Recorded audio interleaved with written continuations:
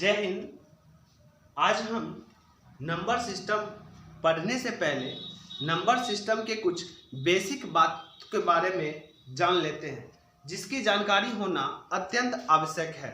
चलिए बिना देर किए हुए हम स्टार्ट करते हैं। पहला होता है प्राकृत संख्या। प्राकृत संख्या गिनती की संख्या को प्राकृत संख्या कहा जाता है। अब गिनती की संख्या में आता है जैसे 1 2 3 4 5 6 डॉट डॉट डॉट, ये सब क्या है? प्राकृत संख्या। नोट में हम एक बात लिखे हैं, शून्य यानी जीरो।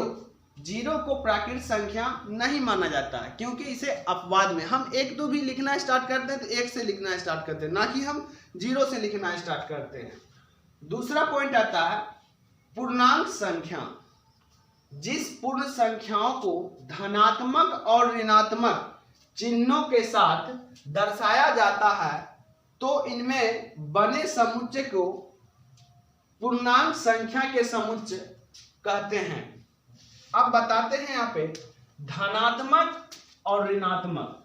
धनात्मक ऋणात्मक तो यहाँ से यहाँ हो गया और धनात्मक यहाँ से यहाँ हो गया, यानी वही लिखे हैं जिस पूर्ण संख्याओं को धनात्मक और ऋणात्मक चिन्हों में समुच्चय में चिन्हों के साथ समुच्चय में दर्शाया जाता है तब उसे पूर्णांक संख्या कहा जाता है।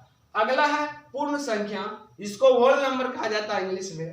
प्राकृत संख्याओं के सदस्य को शून्य को सम्मिलित करने पर पूर्ण संख्या प्राप्त होता है। यानी प्राकृतिक संख्या में प्राकृतिक संख्या 1 से स्टार्ट होता है और इसमें जब शून्य मिला देते हैं तो यह क्या बन जाता है? पूर्ण संख्या। अगला टॉपिक है सम संख्या। सम संख्या वैसी संख्या जिसमें 2 से पूरा भाग लग जाए सम संख्या कहलाता है, जैसे 2 4 6 8 10 12 डॉट डॉट डॉट। उसी प्रकार है विषम संख्या। वैसी संख्या जिसमें 2 से पूरा भाग नहीं लगे उसे हम विषम संख्या कहते हैं।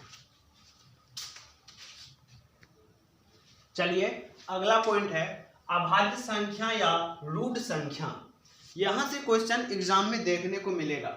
वैसी संख्या जिसमें एक और स्वयं के अलावा एक और स्वयं जो संख्या है उसके अलावा किसी भी संख्या से भाग नहीं लगे उसे अभाज्य संख्या कहते हैं।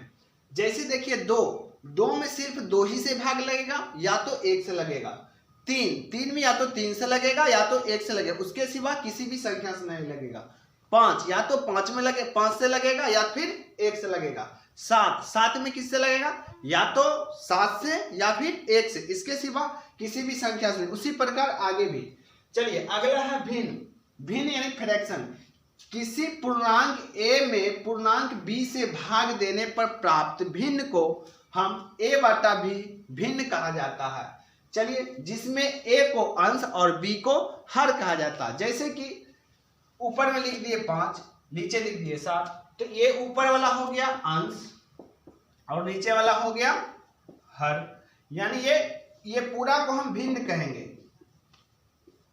और ऊपर वाला को अंश, नीचे वाला को हर और ये पूरे को भिन्न।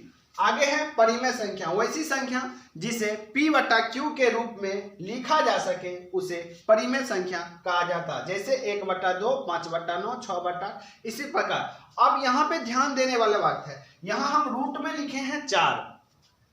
रूट में 4 क्योंकि 4 का वर्गमूल निकल सकता है। 2 गुने 2 यानी 1 2 बाहर आ जाएगा, इसलिए हम रूट अंडर 4 एक क्या है?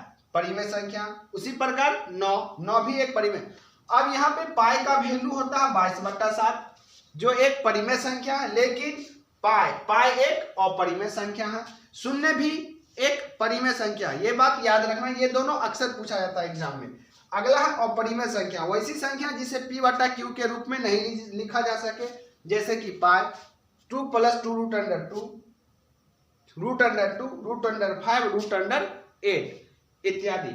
अब देखिए यहां से मुख्य रूप से क्वेश्चन पूछा जाता है यहां से अभाज्य संख्या से। अभाज्य संख्या लिख देगा और पूछेगा सबसे छोटी अभाज्य संख्या क्या है? सबसे छोटी अभाज्य संख्या क्या है? 2 है।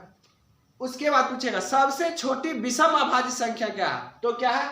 3। अगर पूछेगा सबसे छोटी सम अभाज्य संख्या क्या है? 2। ये 3 पॉइंट अक्सर एग्जाम में देखने को मिलता है। सबसे छोटी एक संख्या ऐसा बताएं जो सम हो और अभाज्य हो। क्या है वो? दो ही एक ऐसा संख्या है जो सम भी है और अभाज्य भी है। उसी प्रकार तीन सबसे छोटी विषम अभाज्य संख्या है, और सबसे छोटी विषम अभाज्य संख्या पूछेगा तो वो भी 2 होगा, और सम अभाज्य संख्या पूछेगा तो भी 2 होगा। लेकिन अगर विषम अभाज्य संख्या पूछे तब इसका आंसर 3 हो जाएगा। और यहाँ से पूछता है ये मेनली क्योंकि पाई का वैल्यू हम लोग तो 10th class 9th class 8th class में पढ़े रहते हैं कि 22/7 होता है, लेकिन यहाँ पाई 22/7 एक परिमेय संख्या है, लेकिन पाई एक अपरिमेय संख्या। उसी प्रकार जीरो में कंफ्यूजन हर वक्त उत्पन्न होते रहता है, लेकिन 0 एक क्या है? परिमेय संख्या। देखिए कैसे है, 0/1 हम लिख सकते हैं तो P/Q के रूप में लिख दिए, इसलिए क्या हो गया? परिमेय संख्या। चलिए आज की क्लास में हम इतना ही रहने देते हैं। अगला क्लास में हम जुड़वा अभाज्य संख्या और इससे रिलेटेड क्वेश्चन को देखेंगे।